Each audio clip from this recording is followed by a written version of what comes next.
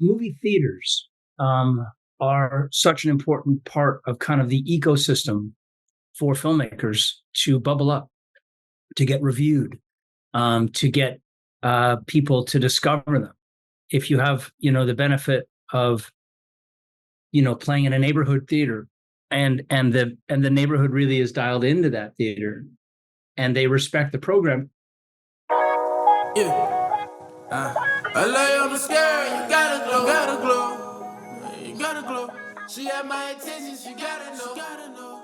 I'd like to welcome everyone to another episode of the Let's Gather podcast. I'm your host Zeke, and in this episode I have Raphael Sbarge to speak about his movie, Only in Theaters. You can find more information about Only in Theaters and where to catch it by clicking the link in the description below. I'd like to give a content warning for any strong language used in this episode, and hope you have a nice day and enjoy the show. So, first, I'd like to thank you for joining the podcast and give you a second to introduce yourself to the audience. Right. Well, my name is Raphael Sbarge, and I'm an actor, but I'm also a director of a film called Only in Theaters, which is a documentary.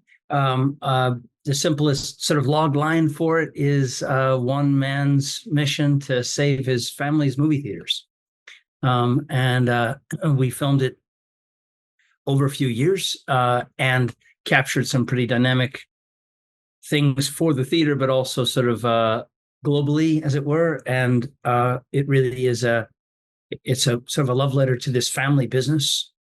We got to interview people like Ava DuVernay and Cameron Crowe and James Ivory and Bruce Joel Rubin won the Oscar for Ghost, and a bunch of, Leonard Maltin, a bunch of really wonderful and substantial people came out to talk to us.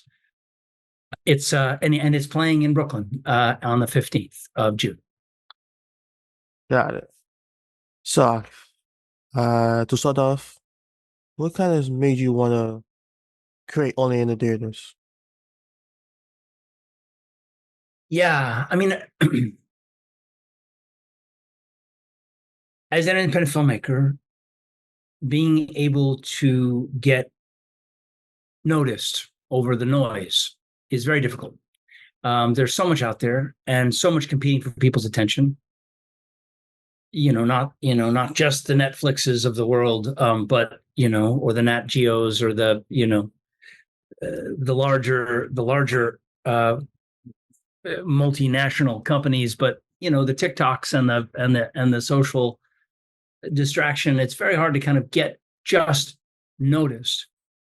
Movie theaters are such an important part of kind of the ecosystem for filmmakers to bubble up, to get reviewed, to get people to discover them. If you have, the benefit of, playing in a neighborhood theater, and the neighborhood really is dialed into that theater, and they respect the program, of that theater, there's a whole bunch of people that can sort of wander in and find you. It's the amount of money that one needs as an independent filmmaker to advertise and to try and again reach viewers is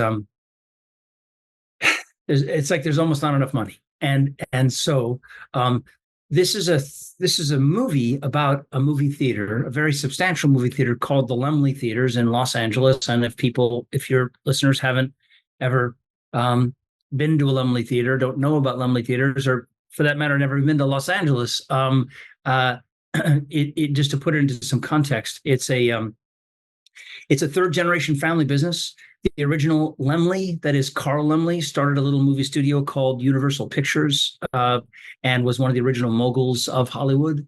He did 800 movies, including Phantom of the Opera, Hunchback of Notre Dame, All Quiet on the Western Front, and discovered extraordinary people like a young illustrator named Walt Disney and Valentino and Myrna Loy and all sorts of, again, just Hollywood royalty.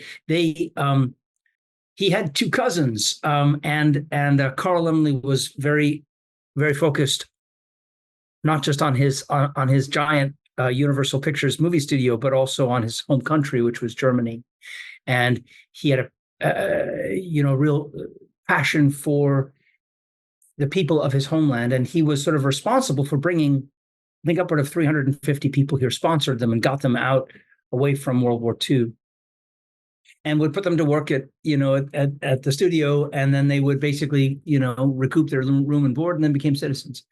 So he's sort of like a Schindler of sorts. Well, his two cousins, Kurt and Max, were also two of those people that he kind of saved and brought to America. And they worked at Universal, and then were able to kind of sort of pivot and bought some movie theaters, and started programming a local movie theater, and then got a few more, and did very well. This theater is now being run by their grandson, a guy named Greg Lemley. And Greg Lemley is a remarkable man, really cares about film. And the family mission has really been about filmmakers, and really supporting the art of film. And in Los Angeles, they have 7 theaters. They're not just movie theaters, they're cultural institutions. They have, places where filmmakers can come and talk. They've got, opportunities for people to find alternative programming that's independent documentary and foreign films, not just the big, guys jumping around in costumes and superhero outfits.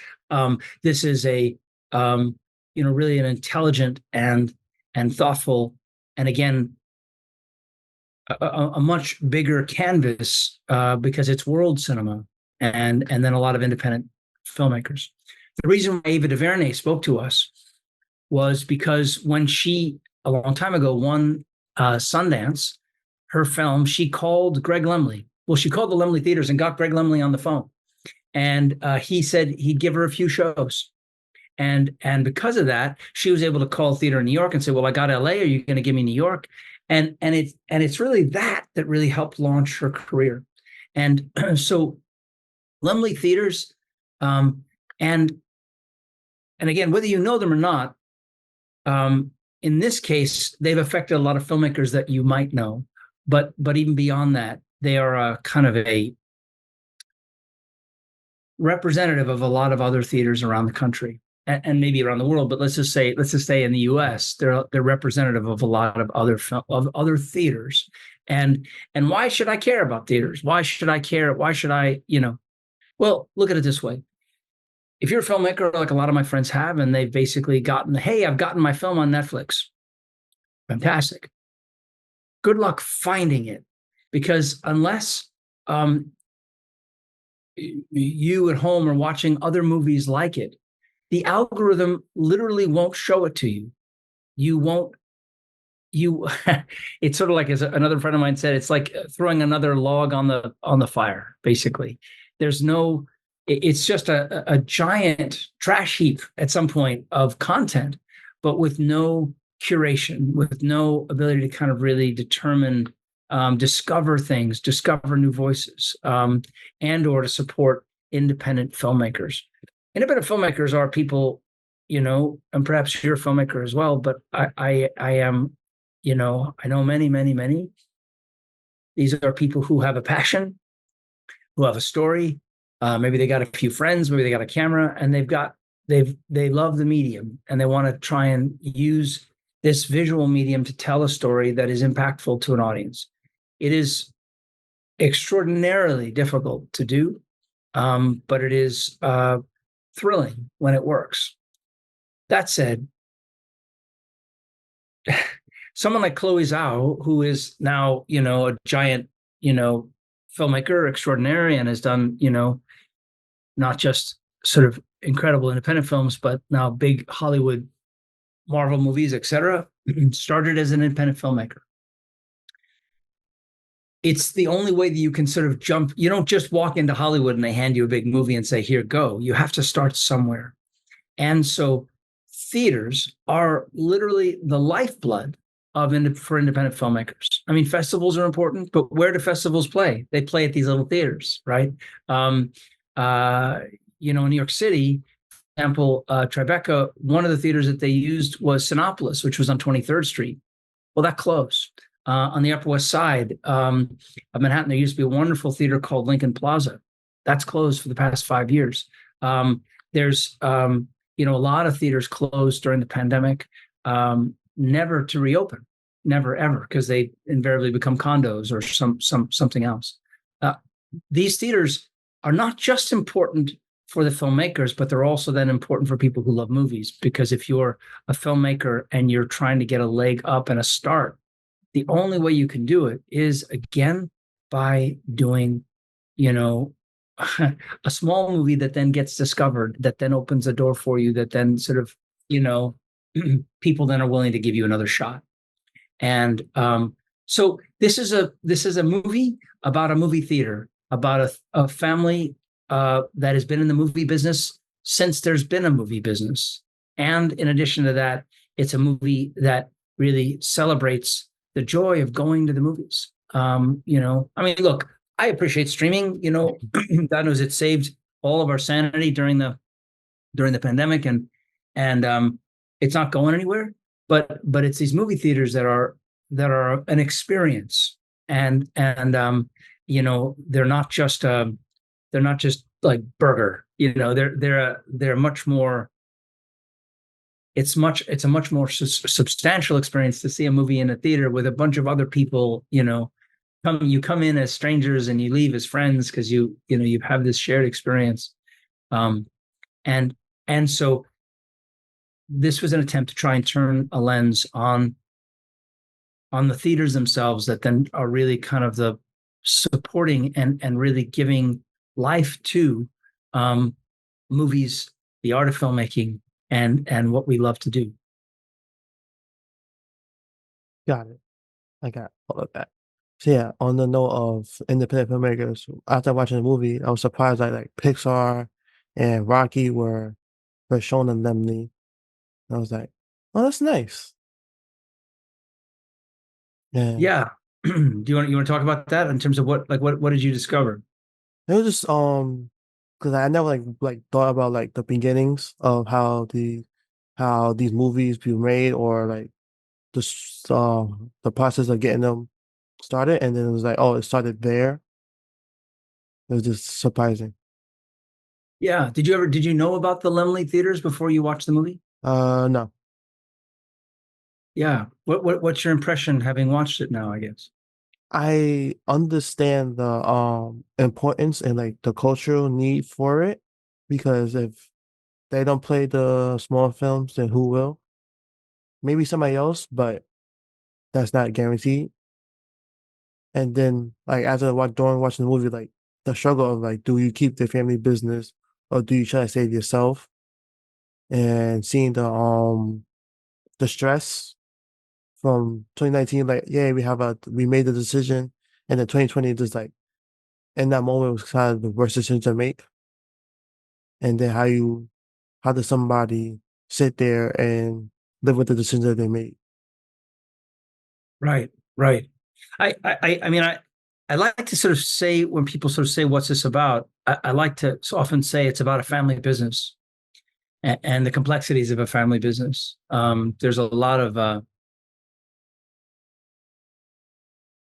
There are a lot of common denominators in family businesses, particularly multi-generational ones, and we've kind of captured a bunch of them in this in where in the way in which specific can become universal. We've been able to capture something and give it a illuminate the complexities of what family businesses, the kind of the generational pressure and the difficulties we have to where a new generation is facing an issue that the previous generations never faced, and how do they manage that, and how do they orchestrate that, and um, and then the larger question looming is that once they're gone, what do you lose? You know, we cross reference, the last family farm or the last bookstore. When that last farmer sells out, and they build housing on that farmland. Well, maybe that's good on one hand, but on the other Mhm. hand, what do you lose? And it's just sort of an opportunity to kind of think about what's at stake and what's worth fighting for, perhaps. Yeah. This is like 2019. They had it like we decided to keep the movie theaters, and like yes, I understand. And then they also cross reference like how I think the 50s when television became a thing and how that Right, disrupted movies. right, right. It was interesting. I mean, it's just historically. I mean, there's been kind of a popular refrain for decades and decades that movies are dead, and there's been a response to that, which has been really to continue to try and pivot and find ways to kind of do something new. But movies have continued to show up, and people continue to want to go to movies. And last year, I mean, over the past few years, even since the shutdown, some of the highest grossing movies of all times have kind of come out. So clearly, there's still a passion and a desire and an interest to go to the movies. I know there's a lot of press at the moment about it being a tough summer. I think the strike affected some of the release schedule, and has affected kind of what's in theaters. It doesn't. It comes at a tough time, obviously, because everyone's still recovering from uh, the pandemic, and then not being able to promote the movies that were in theaters during the strike. I was in a movie called The Exorcist with Ellen Burstyn and Leslie Odom Jr. and we opened and we couldn't promote it, so it was tough. I mean, the movie still did well, but it was definitely I think the movie took a hit, and I think a lot of movies similarly were afflicted by the fact that the strike really made things tough. So we're all trying to kind of emerge from that.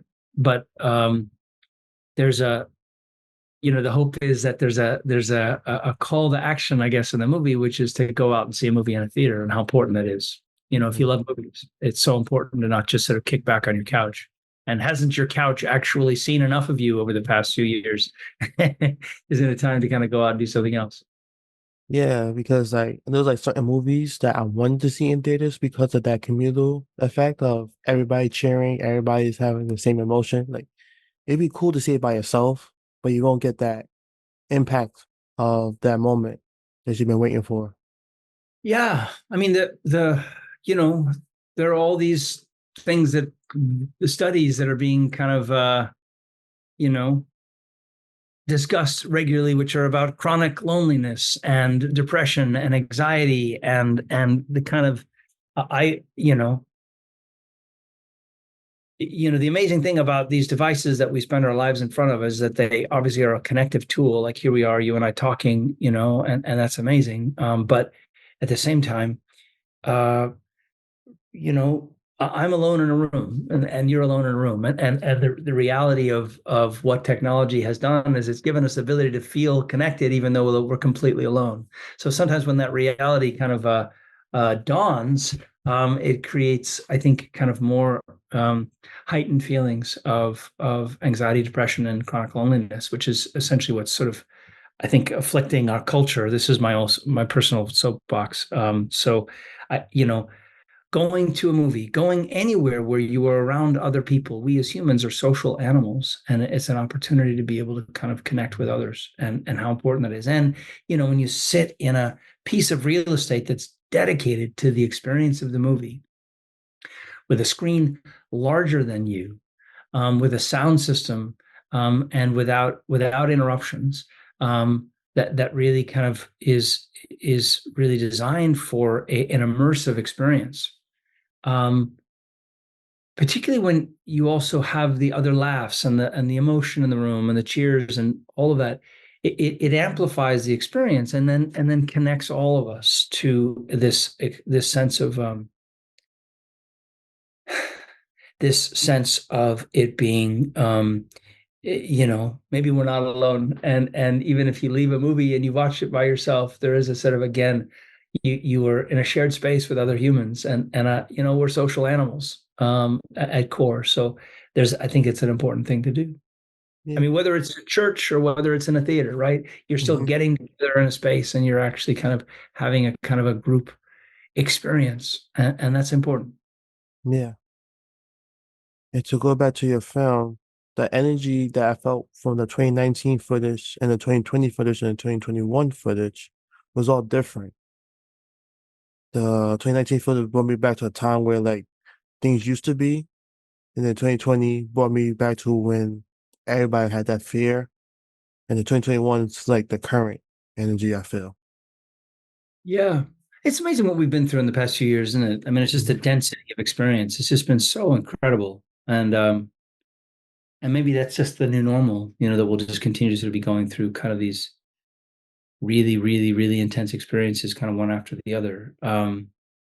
But I'm aware of the fact that there's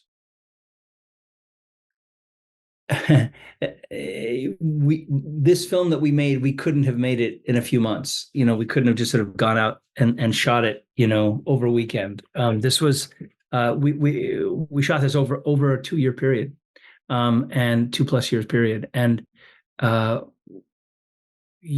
I am we got to capture kind of a moment, historically, and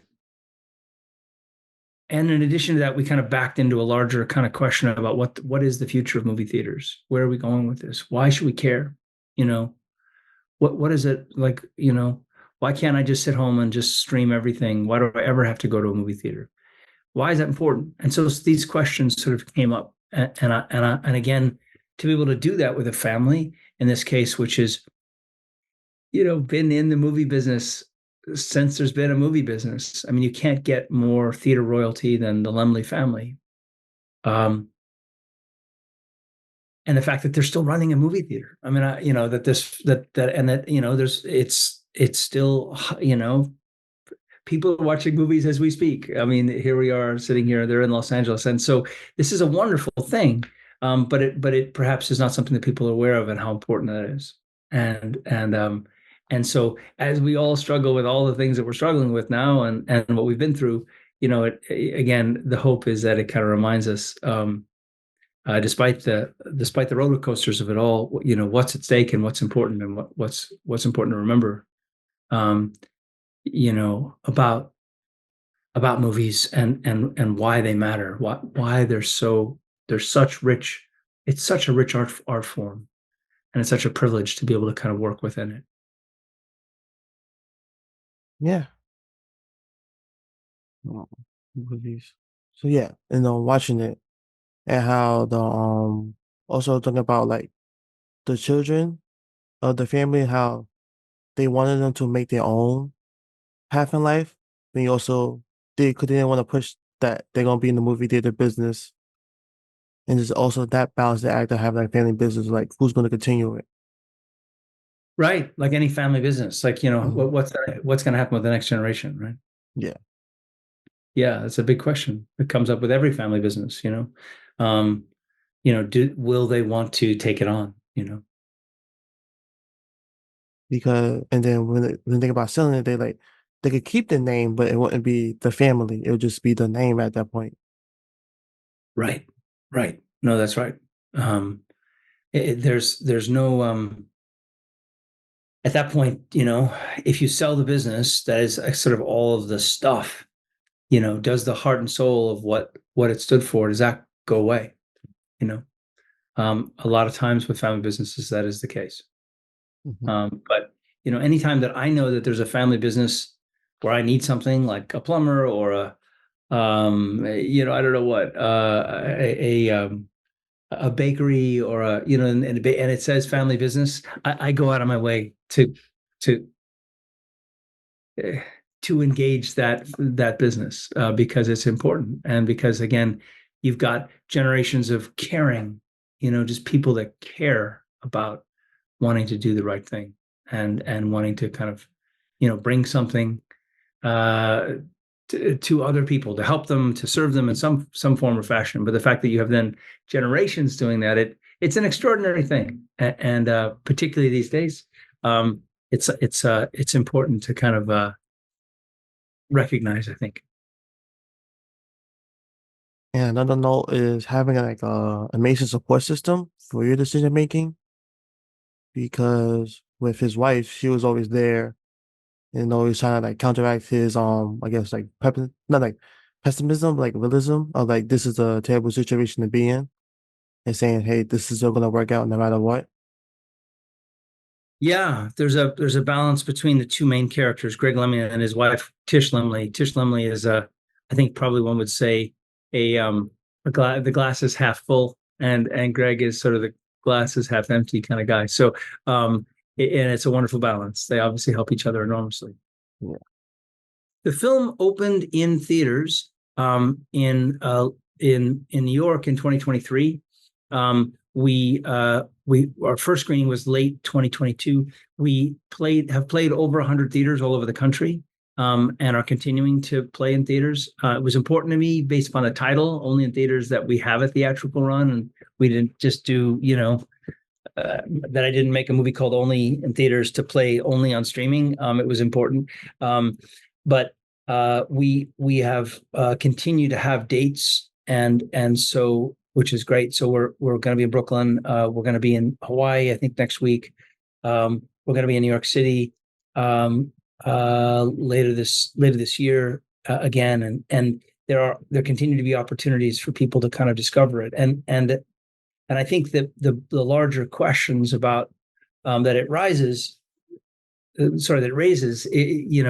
while it is specific to a time period between, as you say, 2019 and 2022. The some of the questions are very relevant at the moment, and hold our attention, and again are kind of captured through a personal window of a family and a family struggle. So beyond the headlines, you get to actually kind of see what is at stake, and what the cost is, and what a family goes through. Definitely. And how is it getting it in the theaters in this current moment? I was working with, I self-distributed it. I worked with a booking agent. We had theaters who were expressed interest, and people found us. We got amazing reviews. We got wonderful reviews in the New York Times and the LA Times and Variety. We got Film Threat gave us an award for the best movie about movies. We have just sort of a giant amount of really positive press that happened all kind of all over the country. We're, I think, 97% Rotten Tomatoes in terms of audience score. We have been we really pushed it kind of to be everywhere, and as much as we can. Again, this is an independent film. I didn't have unlimited resources, and it wasn't picked up by Netflix. Thank God, because it really is it's an anti-Netflix story. Not that there's anything wrong with Netflix. I work on Netflix. I'm grateful for Netflix. It's great. But this is really kind of it's not a streaming story. It really is a story about movies in theaters. Got it. And is there anything you want to talk about that they asked before we wrap up? Yeah, just to say is, the movie will be screening on June 15th.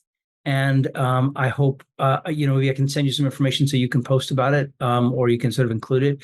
It'll be at 6:00. I'll be there for Q&A. A producer will also be there at Q&A. It's the Film Noir Theater in Greenpoint.